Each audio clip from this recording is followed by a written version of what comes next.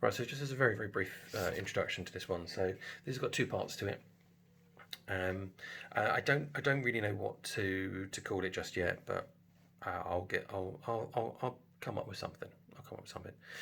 So this was on the 30th of September 2024, and how it all kind of starts is I'm kind of like put into this kind of environment. So the environment is, I would say, that it was like a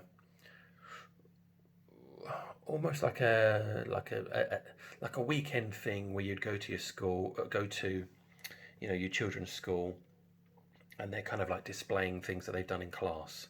It had that kind of vibe to it. So it was definitely children that were showing us stuff, and we as parents were kind of or adults were going around and having a look and seeing what they've been doing. Okay, so that's kind of the environment. There, one of the displays I was going to, because there's lots of different things to see. So I kind of thought, was it a convention of some kind, like a science fair or something like that? I'm not really 100% sure, to be honest. But there seemed to be lots and lots of different things to look at. Yeah, lots of things to look at. Quite a big open area as well that we were going to. But it was like, this is what the children have done. It was that kind of thing. Anyway, so there was a bit this pool. So not too deep, just a pool, of water. There was there, and there was various things that were on this water, and there it was like the kids had, the class had done an experiment, and they were, I don't know, trying to get things to float or something like that. I don't know what it was, using the materials that they were given. I remember doing things sort of similar with, little things where they would give you a certain amount of material and it was like, build a bridge with that, or, make a car, here's a little motor, off you go, make a car, and here's like lolly, like ice lolly sticks, and here's some glue, and, come up with it, see who comes up with the best thing, or make a paper aeroplane, and see who's going to go fly the furthest. These little experiments. It felt like one of those. Okay, and there was these, as I said, what they were aiming to do, it looks like, was get these things to float, whatever they were, and they were using different materials and things like that to do that. And there was, as I said, we were all just kind of looking at it, thinking, what's going on here, that sort of thing. And I can't remember if there was any that you could see that had sunk, but there was just one that was floating. And I think it was a child. It was a child. I'm pretty sure it's a child who said, "Oh, this is the one. This entry is actually called Jesus." And because out of all the experiments, this was the only one that floated or kind of like walked on water. It was that kind of thing. And so we decided, to call it Jesus. And I had really mixed feelings about that. I was kind of like, it feels kind of mocky, it feels like it's mocking. It feels a bit disrespectful, but at the same time they're talking about Jesus and they're talking about it in that way. So I was like, I was kind of conflicted about it. But I got to the point of decision where I felt like I needed to say something. I thought, yeah, I'm going to be that guy, But just as I'm about to sort of go, like I'm at that point of just about to say something, and then somebody interrupts me because they know I'm gonna say something, but somebody kind of, I don't know, like puts a hand on my shoulder or just kind of interrupts me in some way, and says, because they could see that I was possibly going to cause some kind of a scene, and they pointed out the fact that I was wearing a Jesus t-shirt. So I was like, oh yeah, I am, kind of thing. I wasn't aware of it at that point. And that person actually was one of my uncles, in the real world. Had actually done that. Now, in reality, in this, he was very friendly about this kind of Jesus thing and stuff like that.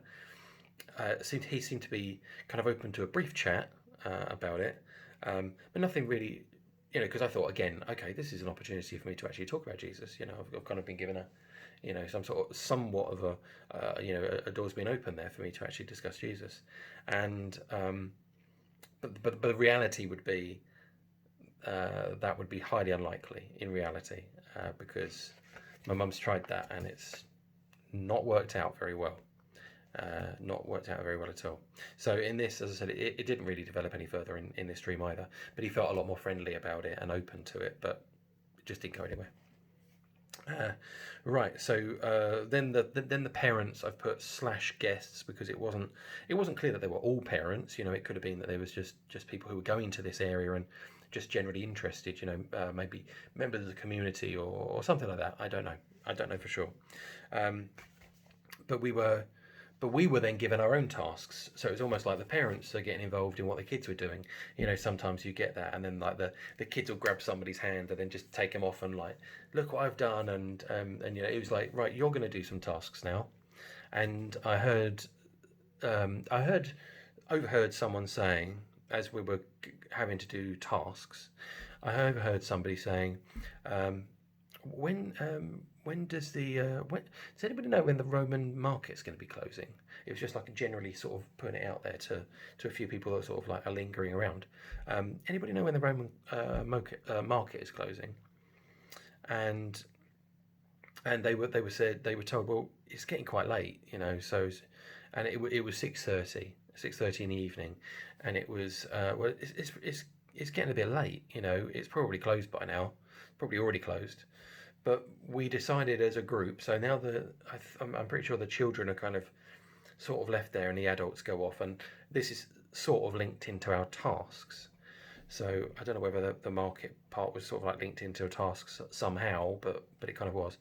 And we went off as a kind of a group of adults, off, and we arrived at this other place, which was this Roman market thing or whatever it was.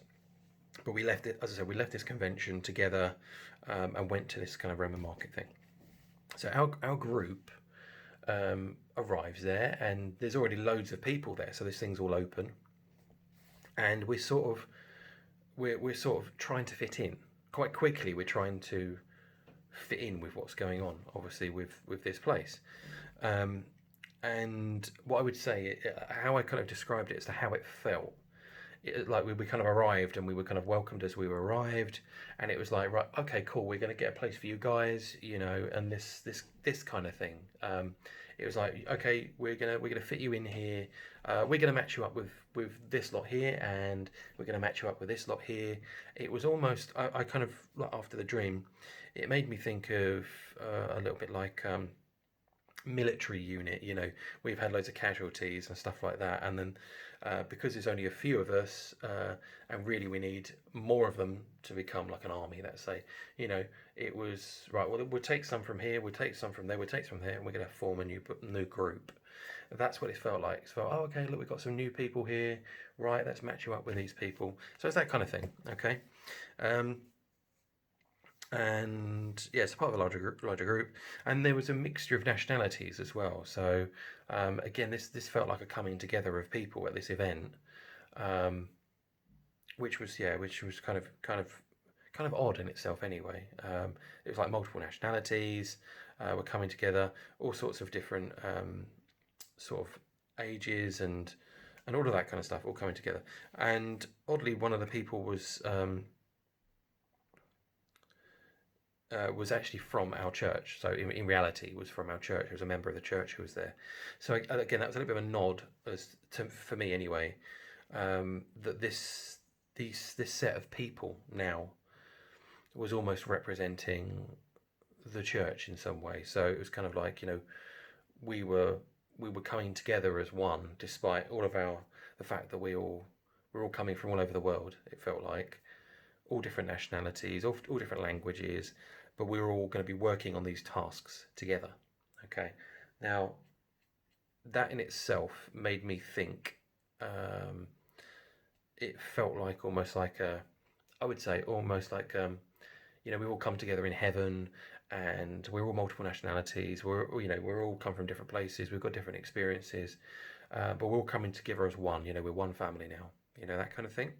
And we're going to have tasks to do, and we're going to work on those tasks together. So we're going to be collaborative. We're going to work together on these things. Okay, and I think this is sort of what's going to happen. I think we're going to be taken to heaven, and we're going to be given our tasks. We're going to be you're going to be told, like, you're going to be doing, because of what you did during your life, and We're gonna get you doing this, we're gonna get you doing that, you know, sort of God's gonna give us tasks, or however it's going to work, and then that'll be during the 7 years of tribulation, where the world is undergoing huge trauma, you know, as a result of all the kind of things that are going to be going on. In that time, we're kind of being given our mission. So when we return after 7 years, that we would then be, you know, go through and do our tasks and stuff. And what I mean, and my kind of basis for that is also one of my other dreams, which was, I think it was my second rapture dream. I was taken up. It was a sort of spaceship and space kind of environment, but again, I don't think it's going to be that. But it's just the way it's, you know, presented. That's how it's presented to me. And it was, I went into a space station, and we were all sitting down. It was like we were going into class together, and it was like I really like. I mentioned it was like orientation or something. So we're all kind of turning up, and we're all like, oh right, okay, we're here. And it was like the person standing at the front, you know, like a kind of like a you know, whatever you want to call it, you know, like a board to write on and stuff like that, and said, right guys, you know, obviously this event's just happened, and this was obviously the rapture. This event's just happened. I'm going to explain everything to you. I'm going to kind of bring you up to date. I'm going to explain what's going on. And we're all sitting down, all coming in and just sitting down in a class to be told what's going on. Look, this is what happens next. You know, it was that kind of thing. So this thing, this kind of strange thing that was going on here was reminding me of that. Okay, one nation kind of thing, under that kind of thing. You know, yeah, multiple ages, multiple tasks, living together, a kind of harmony that we were trying to create, a community, because we're a community of, you know, believers in Jesus, putting our faith in God. So, where were we? Yeah, now part of a wider group. As I said, it had this kind of camaraderie between us, and our group had, yeah, basically what happened was we were then kind of, as I said, we were put together as this group, and we were then living together. So we were living together in this small complex, and it always felt like a big brother kind of house, you know. Again, that's a program that we have and, you know, had in the UK, ran for years and years and years, where you'd have people, celebrities, you'd have Celebrity Big Brother, where you'd have all different celebrities that all come together. They'd live in a house, they'd be given tasks, and obviously it's all filmed and it's made into a TV program, but they did it with general members of the public as well.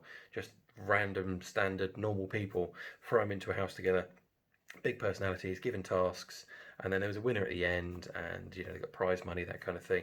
Cameras on them all the time, and you're just seeing them just doing the most basic of things, just sitting around chatting, you know, all of that kind of stuff. So this had that same kind of vibe. Again, tasks. We were all doing tasks. We were loads of different people. We didn't know each other. We were all coming together. It had that kind of feeling. And I've had a Big Brother house dream before as well, which I may go through. That, but yeah, I may go through that. I may even go through that after this, so it just kind of connects a little bit. I may do that. Anyway, so again, if you're tracking, so mixture of people coming together. Okay. So Big Brother house kind of thing. We're all sleeping, eating, lounging around together in this complex. As I said, it's this place that where people we have together. The way we came together into this bigger group was, as I said, yeah, a little like kind of like, as I said, lots of different people coming together, different backgrounds, all that kind of stuff. But we were already a group that came from one area, if that makes sense, and then we were coming together with people from different areas and stuff. As I mentioned, this is like a Roman market. It was a Roman market we were going to. I couldn't tell whether we were kind of acting out stuff, almost like we were in Roman times, but it was all set in modern day. Like, what I mean by that is, like, were we all dressed up in Roman clothes? You know, were we acting almost like some sort of weird experience kind of thing? I don't really know, actually. I don't really know why it was called Roman times, other than maybe some of the elements I'll go through in a moment. But yeah, I said, like, is it part of an experience or something like that? But anyway, what we saw, again, we've been there maybe for a little bit, and what's weird about this is, obviously, we went to this little convention or this school thing, and then we've gone off to this place, and now we're like living there. It's like, how did that happen? You know, very strange. But what we came across was a couple of young boys, maybe ages 6 to 8, very, very young, and they were actually in the process of being executed. And I was kind of like, whoa, what is going on? ages 6 to 8, and they're being executed. And yeah, and I was just like, this is not the society I come from. Like I was kind of thinking, wow, why? That seems really extreme. What's happened? And basically, what we found out was there was some sort of a sexual thing going on between, and these two boys, I think, were brothers, and it might have been something to do with their sister. Again, let's say there was a sexual sort of element going on there, and they were being judged for what they'd done. And the one who was going to be executing them was this kid, again, another boy, um, who was like 13, 14. He was the executioner. And I was just like, what is going on? I don't know. As I said, it was kind of like, what is this, like stuff that happened in Roman days? Did this kind of sort of stuff happen? Was the punishment this harsh? It was all of that. Those kind of things were going through my mind. And the other thing I also had was I had an image of these boys that were basically just they were like playing on swings or something, something like that, something like super childish, things that they were doing. Pretty sure it was swings, and they just like got yanked off these swings, and then they were taken over to this area where there was, they were, as I said, they were going to be executed, and it was the kind of execution that goes around your neck, let's say.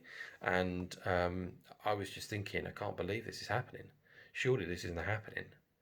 I was just kind of in disbelief. But and yeah, so there's that part. It was kind of like it was showing me the brutality of this, let's say, this empire, because this is a Roman market. So it was like it was showing, it was to do with, like, this whole place we were in was kind of like Roman society in some way.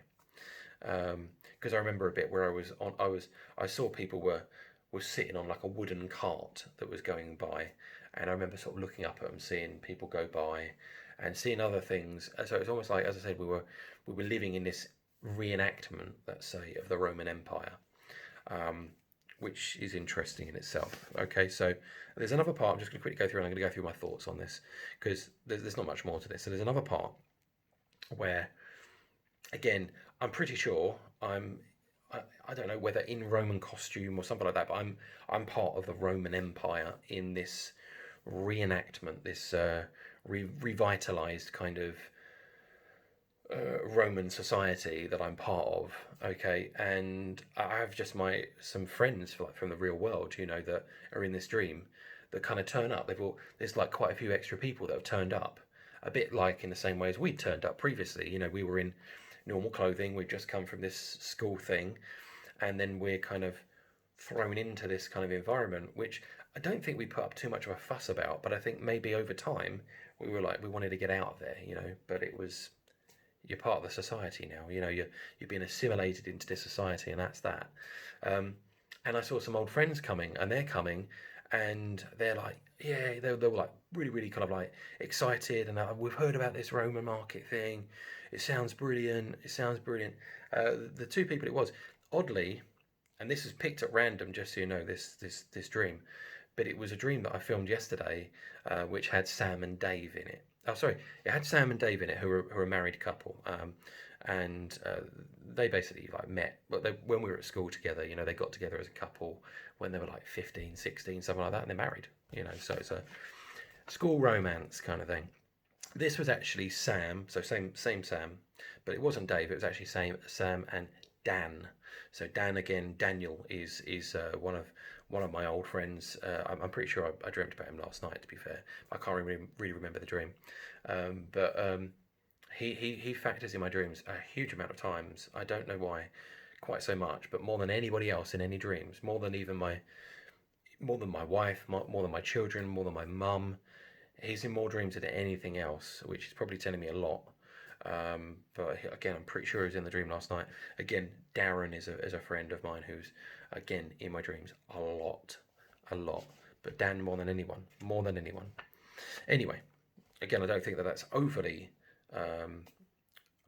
what's the word, important in this kind of scenario. But as I said, the idea is I'm seeing my friends coming, and they're coming in, and some other girl who I know was definitely somebody I went to school with. I got that feeling of familiarity with this person, but I couldn't tell you who it was. This girl who was with Sam and Dan.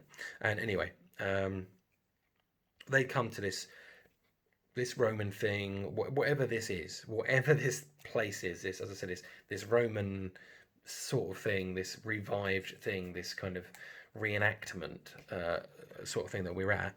And they're coming, and it's kind of like it's been sold to them as being something amazing. And I guess this is maybe what it was like for the group in the beginning, where they were like, "You heard of this Roman market kind of thing? I wonder if it's still open. I wonder if we can go." You know, it was obviously it was known about, and quite a few of us knew of it because we were saying, "Oh no, I think it's closed at this time." You know, so it was known. It was obviously relatively local to us, that we could go there, you know, and check it out. You know what was going on. But yeah. So anyway, so these friends, they're coming and they've been sold a lie, obviously, and they're kind of coming and like, yeah, we can't wait. We've heard it's going to be brilliant. You know, like we've come and we just come to dance. You know, we've come to do these things, and I hear it's brilliant and all this kind of stuff. And I thought, it is not. Believe me, it is not. And I just got this vibe of they, you know, it was you can do this, you can do that, you can do this, but it was all kind of sort of really sinful sort of stuff, um, sort of sexual immorality, you know, let's say like gluttony, you know, eating to excess and just party, party, party. It was that kind of thing that they were told. It was almost like they were told what would attract them, and then they were like, yeah, we're here. You know, this sounds like it's gonna be brilliant. And I was just like, it is not. Believe me, it's not gonna be like that. So it felt like there was almost like a separation between those of us that were actually again, this is not me passing judgment at all. This is literally me in how this was in the dream, was us as the group that we were, who had gone in, and we'd been at this school thing. Felt like we were a collection of people. We were like-minded people. As I said, we came into this environment of all nationalities. We were all kind of working together, but we're part of this society that we don't really like, but we're in it anyway. You know, we're in it now.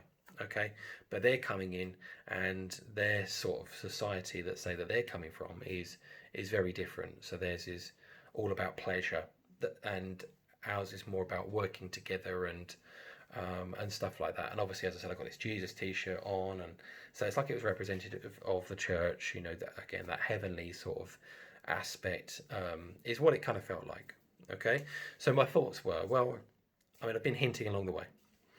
I said about, you know, it was like a revived Roman Empire. It felt like I was part of this society that is not going to be a good society to live in, and it's a society that is yet to really happen. Um, it talks about like again. Again.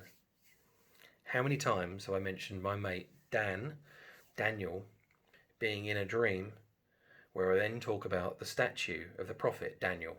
That's probably why he's there. Okay. Um, yeah, yeah, and yeah, yeah. I'm just sorry. I'm just thinking there. I wonder if there's anything in Sam, because Sam's in there. I was thinking, I wonder if there's anything to do with the prophet Samuel. I know obviously it was female Sam, but I wonder if there's anything to do with that. But disregard that anyway. But Dan being in here, and we're talking about Daniel, the statue of Daniel, which talks about all the different empires. The Roman Empire is one of them, which is the legs of iron, and then it goes into the feet, which is a mixture of the iron and clay, which is a mixture of a society that doesn't quite sort of bind together. Um, and again, there's different interpretations as to what that means. Um, and also you got the 10 toes of the feet represents the 10 let's say 10 nations that form part of the empire, sorry, the nations that kind of end up being ruled by the Antichrist. Okay, and this is what this felt like. This felt like a terrible society to live in. Terrible. So as I said, you got kids of 6 and 8 being executed. You know, it felt like a terrible society. But we had a different morality, and we're living in this society. So that will happen. I imagine. You know, this when this will this will be where you're going to have a separation, really, I suppose, of those that are believers that say, and I think obviously this empire, when it's in its full state, is going to be obviously in the tribulation period, the 7 years. I don't think we're going to see it. We're probably going to see the set. We could even see the setting up of it. We could see the 10 nations and who those 10 nations could well be. And there's lots of theories around that. I won't get into that. But that's what it felt like it was representative of for me, was the statue of Daniel talking about the 10 toes and the Roman Empire. It's called, they called it the reform, like the reformed Roman Empire, that kind of thing. That's an interesting bit to sort of study out yourself. And I've noticed that a lot of my dreams are turning into almost like Bible studies. So I'm just gonna back up a little bit there and just let you guys, kind of explore that on your own. But that's what that felt like to me. That's what that felt like, okay? That part. Then obviously you got the part before where we're in this school environment, and obviously we've got Jesus, this experiment that they call Jesus, who is floating on water. So all I wanted to do, if in honesty, I was just gonna cite some scripture, okay, and I'll kind of encapsulate the scripture, and then I'm just going to do that, okay. So where does Jesus walk on water? Well, there we go. I'm going to list them. So it's in 3 of the 4 Gospels. You've got Matthew 14, verses 22 to 33. You've got Mark 6, verses 45 to 52. And then you've got John 6, verses 16 to 21. To encapsulate all of that, basically, Jesus has been there. We've had the breaking of the bread and fish, so just a few, like baskets and a few fish, and he feeds the 5,000. The 5,000, just so you know, it says is 5,000 men. They wouldn't have come alone, most probably, so they would have come with maybe their wives, and they would have come with their children, most probably. So the amount of people actually that were fed from a couple of, a few baskets of, sorry, not baskets at all. What am I talking about? Sorry, they fill baskets, massive baskets, with the leftovers. Sorry, they don't come with baskets. They come with like a little, in their little satchel, their little bag thing. They pull out a few bits of bread, and then like a couple of fish and stuff like that. Again, I can't remember the number. It's not really relevant. You can find it out here in these scriptures. But yeah, so Jesus has basically just fed the 5,000. He does it again, feeding the 4,000 at a different event. But it talks about him going up to a mountain to pray after, he's kind of sent everybody home. They're all fed, they're full because they're in the middle of nowhere, and Jesus doesn't want them to. They've been, with him for maybe days. They haven't eaten. They're weak. He doesn't want them to sort of go home and kind of collapse on the way. So make sure that they're fed. Okay. Okay. So he goes up to the mountain to pray, and that's what he does a lot. It does a lot to kind of almost kind of sort of get his energy back and connect with God the Father. Okay, so evening comes. So he's on the mountain, and he's already told the disciples to go off and go back across the. It's a Sea of Galilee, isn't it? I'm sure they refer to it as a sea. Obviously, it's really just a big lake, but they call it a sea because of the size of it. It's massive, and so they're going on their boat across from one side to another. Okay, so and while they're on there, while the disciples are in the boat going across, Jesus actually comes across and he's walking on water. Okay, they think he's a ghost. They obviously freak out, and then they realise it's Jesus, and he steps into the boat. Okay, so that's me summarising it. There is more than that, obviously, in the Gospels. But there's another one I wanted to cite here. So I wanted to cite the Old Testament as well, because this is a fulfilment of prophecy. Okay, so you've got Job 9:8, where it talks of God basically walking on water. So it says, He alone stretches out the heavens and treads on the waves of the sea. So treads on the waves of the sea is obviously Jesus walking on water. So it's a demonstration that he's clearly God, God on earth. Okay, so that was everything I wanted to cover off on here. Hopefully you found it interesting. I can't think of another way to say that. I keep saying it every time and keep thinking I've got to say something else, but when I finish these videos. Hopefully it was interesting. So please explore these scriptures. They're there for us to understand, obviously all of these kind of things, and open up these dreams a bit more. As I said, look into the prophet Daniel. Just Google, as I said, the statue of Daniel. You'll see pictures. Look up image. What's the explanation? It was all prophecy. Daniel was a prophet that was there for two of the empires. So for the head and the shoulders and the chest. He was alive for that, so he saw the kind of the empire. I think it was when he was writing it, he was in the Babylonian Empire, and then as he got a lot older, he something happens and he's called in to interpret another dream, where he was interpreting a dream in Nebuchadnezzar's the king dream in that the gold head of the statue, and then the silver part, which is the Medo-Persian Empire, which is the Medes and the Persians came together to form again an empire that was a really, really strong empire, which again destroyed, let's say, took the people of Israel captive. I quite often say the children of Israel, because the nation at points was split between being Israel and Judea. It was still one nation, but it was ruled by two different kings. Again, that's interesting to look into. That period of history went on for a long, long time, and it was kind of like Judea was the area that God was still sort of backing to a certain extent, but wasn't happy at all with Israel, which was the top part of the kingdom. Anyway, look into that kind of stuff. Interesting stuff. Read the Bible. It's phenomenal. It is phenomenal. And look into, as I said, that statue of Daniel. Again, I don't think it's any coincidence that my friend Dan was in there, because he appears in loads of dreams where, as I said, it's prophecy related to the statue Daniel. Okay, tons of times. I only just realised that this is. I realised it was talking about that empire, but I realised Dan was in there again. I was like, oh yeah, of course. So that's kind of like confirmation to me that is definitely talking about the statue of Daniel. That's why he's there. Okay, excellent. Hopefully that was interesting. There we go. Let's get that in again. Hopefully that was interesting. Right, okay, I'm going to do another dream now. And I'll catch up with you on the next one. Obviously put some comments and bits and pieces in there. And so on and so on. See you soon.